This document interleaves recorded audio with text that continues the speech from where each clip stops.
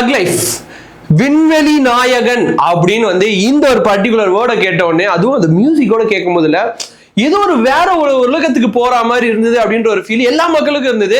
So அதனாலேயே இல்ல தக் லைஃப் வந்து வேற லெவல் ஒரு எக்ஸ்பெக்டேஷன் எல்லாரும் வச்சிருந்தாங்க. உண்மை அதுதான்.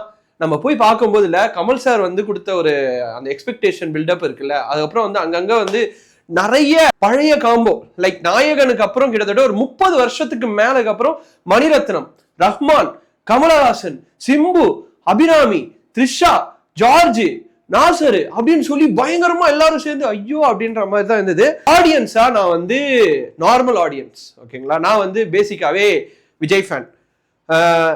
ஸோ அப்படி போய் பார்க்கும்போது கமலஹாசன் சாரை வந்து ஒரு உலக நாயகனா அவரோட எக்ஸ்பெக்டேஷன் எனக்கு ரொம்ப அதிகம். அப்படி போய் பார்க்கும்போது அந்த படம் எப்படி இருந்தது அப்படின்னா, எக்ஸ்பெக்டேஷன் எப்படி தான் வந்து அடுத்த சீன் வரும் கை தட்டலாம், இந்த சீன் வரும் கை தட்டலாம், கத்தலாம், ஏதாவது பண்ணலாம் அப்படின்னு சொல்லி எல்லாருக்கும் வந்து ஒரு அந்த ஒரு ஹைப்பை மட்டும் தான் வந்ததே தவிர கடைசி வரைக்கும் எந்த ஆக்ஷனும் நடக்கல. அப்படிதான் இருந்தது. ஒரு பெஸ்ட் எக்ஸாம்பிளோட ஸ்டார்ட் பண்றேன். எப்பவுமே மணிரத்னம் சாரோட டைரக்ஷன்ல ஒரு படம் வருதுன்னா அதோட இன்ட்ரோ சீன் வந்து பயங்கரமா தெரிவிக்கும். ஃபார் எக்ஸாம்பிள் செக்கச்சு வந்த வானம், சிம்பு அவர்களோட இன்ட்ரோவா இருக்கட்டும், அருண் விஜய் அவர்களோட இன்ட்ரோவா இருக்கட்டும், ஹயாத்தி, அது ஃபர்ஸ்ட் சீனு உலக நாயகனை வந்து ஒரு தக் லைஃப்னு ஒரு பேர் கொண்ட படத்துல இன்ட்ரோ பண்ணும்போது எப்படி இருக்கணும், பேக் ஷாட்ல எடுத்துட்டு வராங்க. இது வந்து நான் ரொம்ப டீடைலிங்லாம் தெரிஞ்சவங்கலாம் கிடையாது, ஒரு நார்மலா ஒரு படத்தை எப்படி பார்க்கணுமோ அப்படி பாக்குறவன் தான். ரொம்ப பயங்கரமா ஒரு பேக் ஷாட்ல எடுத்துட்டு வராங்க. எடுத்துட்டு வரும்போது அவங்களை எந்த ஆங்கிள் காட்டணும், காட்டும் போது ஒண்ணு ஒரு ஃபுல்லா ஒரு ரோல் போயிட்டு அதுக்கப்புறமா அந்த ஃபேஸ் எடுத்து வந்து காட்டும் போது இருக்க மியூசிக் ஒரு கிரியேட் ஆகும் போது ஒரு ஹைப் கிரியேட் ஆகும்ல, அதுதாங்க உலக நாயகன் மணிரத்னமோட டைரக்ஷன்ல நாங்க ஆடியன்ஸா எக்ஸ்பெக்ட் பண்றது.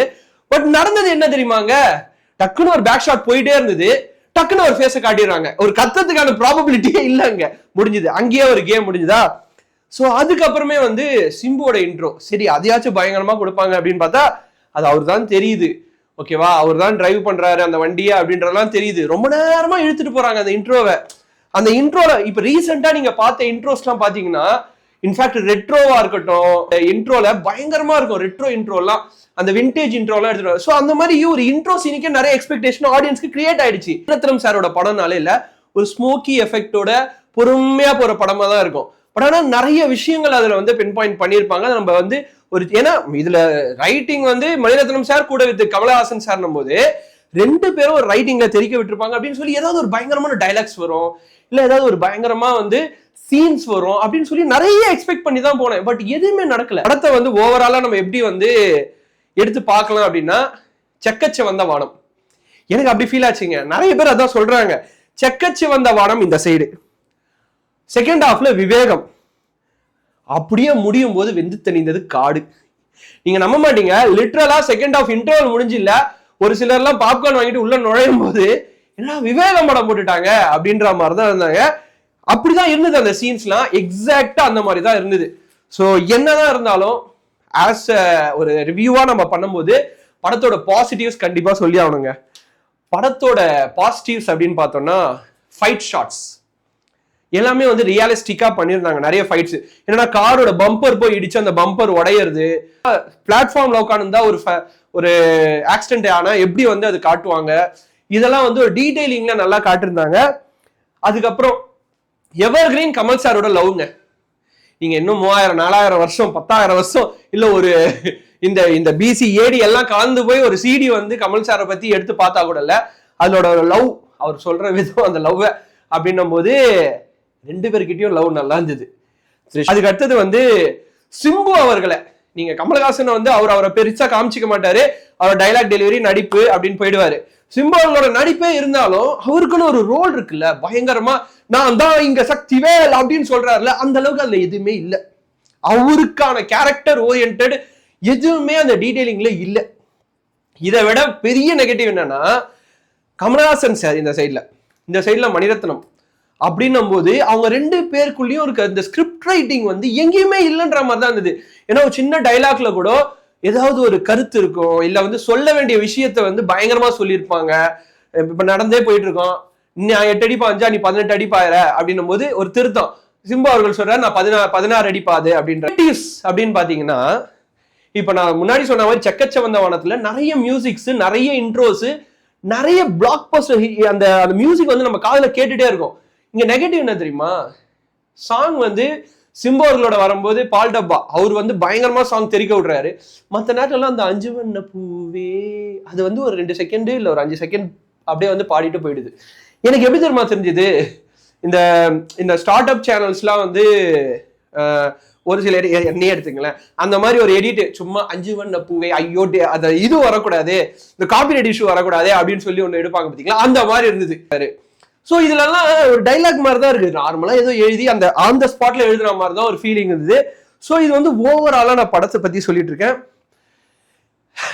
இதை தவிர கமல் சார் கிட்ட வந்து நம்ம ஒரு விஷயம் சொல்லணும்னா, கமல் சார் நீங்க கண்டிப்பா படத்தை பார்த்துருப்பீங்க, பார்த்துட்டு நிறைய விஷயங்கள் வந்து நீங்க எடிட்டிங்ல எல்லாம் பார்த்துருப்பீங்க. அப்படி எடிட்டிங்ல எல்லாம் பார்க்கும்போது உங்களுக்கு வந்து ஒரு சில விஷயங்கள்லாம் உங்களுக்கே ஃபீல் ஆயிருக்கு அந்த படத்தை பத்தி. பட் அதை யாருமே கவனிக்கலையா? ஏன்னா மணிரத்னம் சாருக்கு வந்து ஒரு பெரிய பேக் போன் அப்படின்னா அது வந்து screen play with A R Rahman sir music, இது ரெண்டுமே இங்க ஒர்க் அவுட் ஆகல. அதுதான் பிரச்சனை. ஏன்னா ஏஆர் ரஹ்மான் சார் வந்து மியூசிக் ஒர்க் அவுட் ஆகும்போது உண்மையாலுமே வேற லெவல்ல இருக்கும். அவருமே வந்து பெருசா இம்பாக்ட் ஆகல இந்த படத்துல.